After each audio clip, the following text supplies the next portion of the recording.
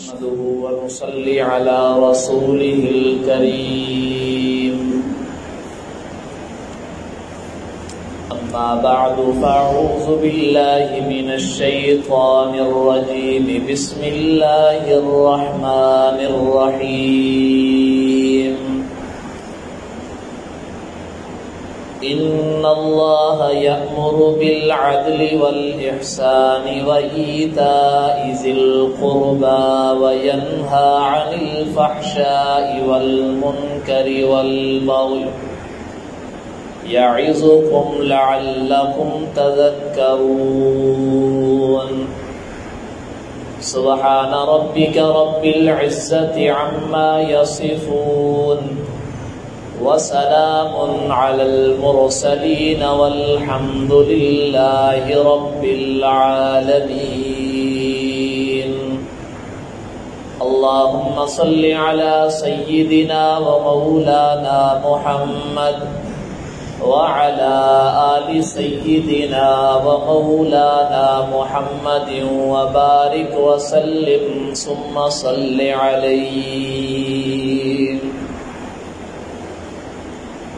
جو آیت کریمہ کل ہم نے درس قرآن مجید میں شروع کی تھی، آج اسی آیت کریمہ کے مفہوم کو بیان کر کے اپنی بات کو ختم کریں گے. کل میں نے موضوع شروع کیا تھا کہ جو آیت کریمہ میں نے تلاوت کی، اس میں اللہ رب العزت بطور نصیحت انسان کو 3 کام کرنے کا حکم دیتے ہیں. پہلا کام عدل و انصاف کرنا، اس پر گفتگو کل کے درس قرآن میں ہو چکی.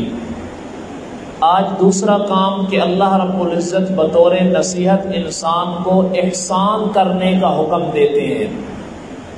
اب احسان کسے کہتے ہیں کہ کوئی ہمارے اوپر زیادتی کرے، ظلم کرے، ہم اسے بدلے میں معاف بھی کر دیں اور اس کے ساتھ نیکی بھی کریں، احسان بھی کریں. اس کو احسان کہا جاتا ہے کہ معاف بھی کرنا اور اس کے ساتھ اچھے اخلاق سے پیش آنا، اس کے ساتھ حسن سلوک کرنا، یہ احسان کہلاتا ہے. بعض مفسرین کرام نے عدل اور احسان کا معنی یوں بیان کیا کہ عدل سے مراد توحید ہے. جس طرح کہ کل میں نے ذکر کیا تھا کہ عدل کا مقابلے میں ظلم ہے اور اللہ کی ذات کے ساتھ ظلم یہ ہے کہ شرک کرنا ہے. تو عدل سے مراد بعض مفسرین کرام نے فرمایا اس سے مراد توحید ہے، اور احسان سے مراد اخلاص ہے کہ اعمال کے اندر اخلاص پیدا کرنے کا اللہ رب العزت حکم دیتے ہیں. لیکن حدیث مبارکہ ایک مشہور حدیث ہے اور اکثر کتابوں کی ابتدا میں اسی حدیث کو لایا جاتا ہے، جس حدیث کا نام ہے حدیث جبرائیل، کہ حضرت جبرائیل علیہ السلام اللہ کے پیغمبر صلی اللہ علیہ وسلم کے پاس انسانی شکل میں تشریف لائے اور آپ علیہ الصلاۃ والسلام سے کچھ سوال کیے اور آپ علیہ الصلاۃ والسلام نے ان کے جواب دیے. اب وہ جبرائیل امین آپ علیہ الصلاۃ والسلام کی محفل میں آئے، صحابہ کرام موجود تھے. جبرائیل امین نے ایمان کے بارے میں پوچھا، آپ نے ایمان کے بارے میں بتایا. اسلام کے بارے میں پوچھا، آپ نے اسلام کے بارے میں بتایا. پھر جبرائیل امین نے پوچھا مل احسان یا رسول اللہ، اللہ کے پیغمبر احسان کیا ہے؟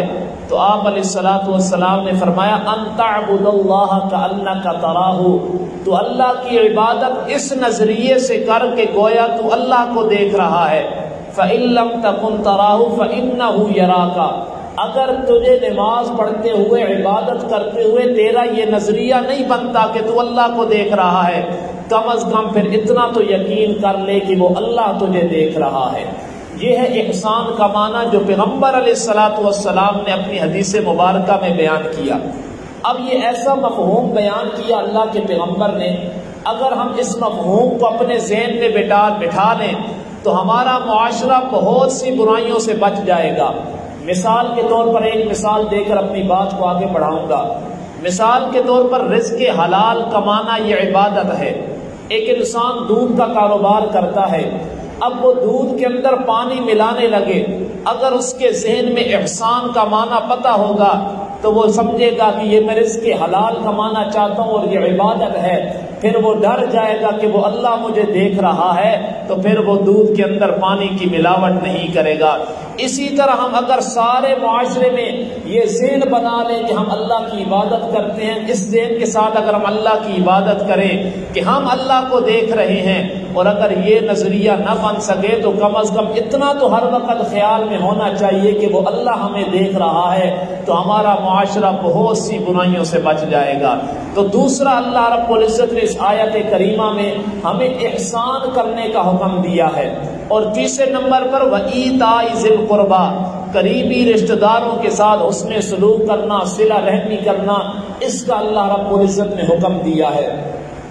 حضرت ابو ایوب انصاری رضی اللہ تعالیٰ عنہ سے روایت ہے، وہ فرماتے ہیں جناب نبی کریم صلی اللہ تعالیٰ علیہ وسلم کے پاس ایک شخص آیا، عرض کی یا رسول اللہ مجھے کوئی ایسا عمل بتا دیں جن اعمال کے کرنے کی وجہ سے کل قیامت کے دن میں جنت میں داخل ہو جاؤں۔ تو اللہ کے پیغمبر نے انہیں چند کام بتائے۔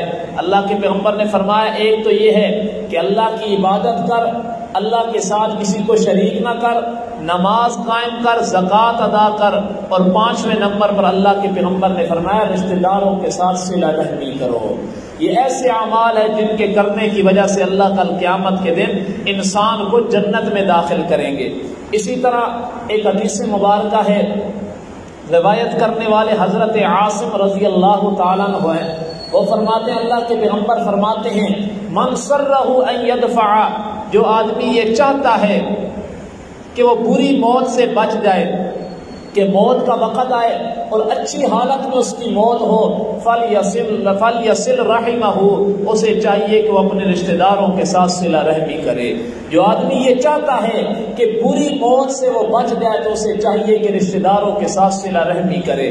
قرآن مجید میں اللہ رب العزت نے اچھے اور برے لوگوں کا تقابل جہاں ذکر کیا، وہاں اللہ رب العزت نے ان لوگوں کا بھی ذکر کیا جو صلہ رحمی کرتے ہیں اور جو صلہ رحمی کو کاٹتے ہیں، یعنی رشتہ داروں سے تعلقات توڑ دیتے ہیں، ان کا اللہ نے ذکر کیا، اور اللہ نے رشتہ داری قائم کرنے والوں کے انجام کا بھی ذکر کیا، اور جو رشتہ داریاں توڑ دیتے ہیں اللہ نے ان کا بھی ذکر کیا۔ یہ میرے سامنے 13ویں پارے کی سورہ رعد اور آیت نمبر 19 ہے۔ اللہ رب العزت تقابل کر رہے ہیں۔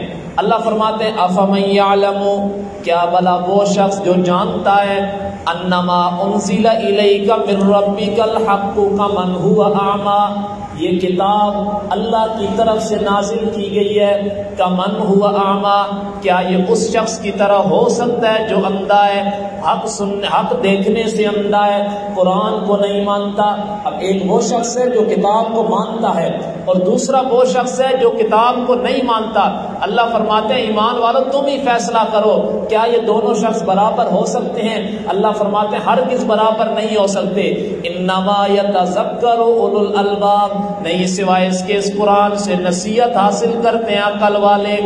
جو آیت کریمہ ہمارے درس میں چل رہی ہے وہاں بھی اللہ کیا فرماتے ہیں یعظکم لعلکم تذکرون، میں اللہ تمہیں ان کاموں کا حکم اس لیے دے رہا ہوں تاکہ تم نصیحت حاصل کرو، اور یہاں اللہ نے کیا فرمایا انما یتذکر اولو الالباب، نصیحت جو حاصل کرتے ہیں وہ عقل والے کرتے ہیں۔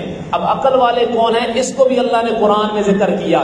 اللہ فرماتے ہیں الذین یوفون بعہد اللہ، وہ لوگ جو اللہ کے ساتھ کیے ہوئے وعدے کو پورا کرتے ہیں، ولا ينقضون المیثاق، کہ نماز میں روزانہ وہ وعدہ کرتے ہیں ایاک نعبد و ایاک نستعین، یا اللہ ہم تیری ہی عبادت کریں گے، تیرے ساتھ کسی کو شریک نہیں ٹھہرائیں گے، و ایاک نستعین، اور تجھ ہی سے مدد مانگیں گے۔ یہ حقیقت میں عقل والے ہیں جو اللہ کے ساتھ کیے ہوئے وعدے کو پورا کرتے ہیں۔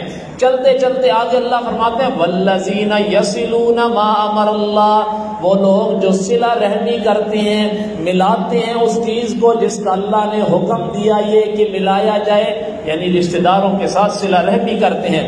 آگے اللہ نے ان لوگوں کا انجام ذکر کیا اولئک لہم عقبی الدار، یہی لوگ جنت کے حقدار ہیں جو صلہ رحمی کرتے ہیں۔ لیکن یاد رکھیے، اور جو صلہ رحمی کو کاٹتے ہیں، اس سے پہلے حدیث مبارکہ بھی سن لے، اللہ کے پیغمبر فرماتے ہیں لا يدخل الجنت قطاط، قطع تعلقی کرنے والا کبھی بھی جنت میں داخل نہیں ہو سکتا۔ جو رشتہ داروں کے ساتھ چھوٹے چھوٹے معاملات کی وجہ سے قطع تعلقی کر دیتا ہے اللہ کے پیغمبر فرماتے ہیں لا يدخل الجنت قطاط، قطع تعلقی کرنے والا جنت میں داخل نہیں ہو سکتا۔ اور ان مقامات میں بھی اللہ نے اسی بات کا ذکر کیا۔ اللہ کے کیا فرماتے ہیں؟ والذین ينقضون عہد اللہ، جو اللہ کے ساتھ کیے ہوئے وعدے کو توڑتے ہیں، وَيَقْطَعُونَ مَا أَمَرَ اللَّهُ، اور قطع تعلقی کرتے ہیں، اولئک لَهُمُ اللعنہ، یہ وہ لوگ ہیں جن پر اللہ کی لعنت ہے، وَلَهُمْ سُوءُ الدَّارِ، اور یہ لوگ جہنم کے حقدار ہیں۔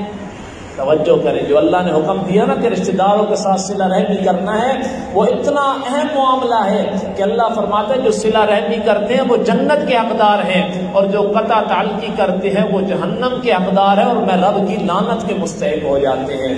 تو ہمیں آج فکر کرنی چاہیے، اگر ہمارے اندر یہ غلطی پائی جاتی ہے کہ ہم نے چھوٹے چھوٹے معاملات میں رشتہ داروں سے قطع تعلقی کی جائے، تو ابھی بھی ہمارے پاس وقت ہے، ہم جائیں ان کے پاس معذرت کر لیں اور دوبارہ صلہ رحمی والے رشتے کو قائم کر لیں۔ تو اللہ فرماتے ہیں اولئک لہم عقبی الدار، جو صلہ رحمی کرے گا یہی لوگ جنت کے حقدار ہیں۔ تو اللہ نے آیت کریمہ میں 3 کاموں کا حکم دیا تھا اور 3 کاموں سے منع کیا تھا۔ پہلا کام کا حکم دیا کہ عدل و انصاف کرنا ہے، دوسرا کام احسان کرنا ہے، اور تیسرا کام رشتہ داروں کے ساتھ حسن سلوک اور صلہ رحمی کرنا ہے۔ اور 3 کاموں سے اللہ نے منع کیا ہے۔ پہلا کام وَيَنْهَا عَنِ الْفَحْشَاءِ، بے حیائی سے اللہ نے روکا ہے، بے حیائی نہیں کرنی، بے حیائی کے کام سے منع کیا ہے۔ وَالْمُنْكَرِ، منکر کا معنی ہے، یہاں اللہ نے 3 چیزیں ذکر کی۔ پہلے نمبر پر عدل کا ذکر کیا، اس کے مقابلے میں اللہ نے فحشاء بے حیائی کا ذکر کیا۔ کیا مطلب؟ عدل کہتے ہیں قول اور فعل میں انصاف کرنا، کہ بات کر رہا ہے تب بھی انصاف کرے، کوئی کام کر رہا ہے اس میں بھی انصاف کریں۔ اور فحشاء کا معنی ہوتا ہے کہ بے حیائی کرنا، قول اور فعل میں اس کے تضاد ہو، قول میں بھی وہ ظلم کرتا ہے، بات میں بھی ظلم اور زیادتی کر رہا ہے، اور فعل میں کام میں بھی عملی طور پر بھی وہ ظلم اور زیادتی کر رہا ہے، اس کو فحشاء کہتے ہیں۔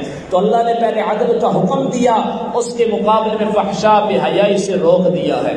دوسری چیز اللہ نے حکم دیا احسان کا، اور ادھر فرمایا وَيَنْهَا عَنِ الْفَحْشَاءِ وَالْمُنْكَرِ، دوسرے نمبر پر منکر سے منع کیا ہے۔ اب منکر کسے کہتے ہیں؟ احسان کہتے ہیں کہ کوئی ظلم و زیادتی کرے، اس کے ساتھ اس کو معاف بھی کرنا اور کچھ اس پر احسان کر دینا، اور منکر کہتے ہیں کہ کوئی احسان ہم پر کرے اور ہم اس کے احسانات کے منکر بن جائے، انکار کرنے والے بن جائے، اس سے بھی اللہ رب العزت نے منع فرمایا ہے۔ کیا مطلب؟ کہ احسان فراموش نہیں بننا، کوئی ہم پر احسان کرتا ہے تو ہم اس کے ساتھ اچھے اخلاق سے پیش آ جائیں، اس کے احسان کو فراموش نہیں کرنا۔ اور تیسری چیز والبغی، سرکشی سے اللہ نے منع کیا۔ وہاں اللہ نے حکم دیا رشتہ داروں کے ساتھ اس میں سلوک کا، اور یہاں اللہ نے سرکشی سے منع کیا۔ سرکشی کسے کہتے ہیں؟ کہ انسان اپنے آپ کو بڑا سمجھتے ہوئے رشتہ داروں کے ساتھ اور جتنے انسان کے اوپر حقوق لازم ہیں ان سب کو تلف کر دے، ان سب حقوق کو ادا نہ کرے، یہ بغض کہلاتا ہے۔ تو یہ آیت کریمہ جو میں نے کل درس میں شروع کی تھی، اس میں اللہ نے 3 کاموں کا حکم دیا۔ ان اللہ یأمر بالعدل والاحسان وایتاء ذی القربى، عدل، انصاف، احسان اور رشتہ داروں کے ساتھ اس نے سلوک کا حکم دیا، اور 3 کاموں سے منع کیا۔ وَيَنْهَا عَنِ الْفَحْشَاءِ وَالْمُنْكَرِ وَالْبَغْيِ، بے حیائی سے منع کیا، منکر یعنی احسان کے انکار کرنے سے منع کیا، اور تیسرے نمبر پر والبغی، سرکشی سے منع کیا ہے کہ اپنے حقوق کو ادا کرنا ہے، حقوق کو تلف نہیں کرنا۔ اللہ فرماتے ہیں یعظکم، میں اللہ یہ تمہیں بطور نصیحت یہ حکم کر رہا ہوں، لعلکم تذکرون، تاکہ تم نصیحت حاصل کرو اور بھلائی کے کاموں کے کرنے کی وجہ سے کل قیامت کے دن جنت کے حقدار بن جاؤ۔ اللہ رب العزت سے دعا ہے کہ اللہ رب العزت ہمیں ان نصیحتوں پر اور جن کاموں سے اللہ نے منع کیا ان سے رکنے کی توفیق عطا فرمائے۔ وما علینا الا البلاغ المبین۔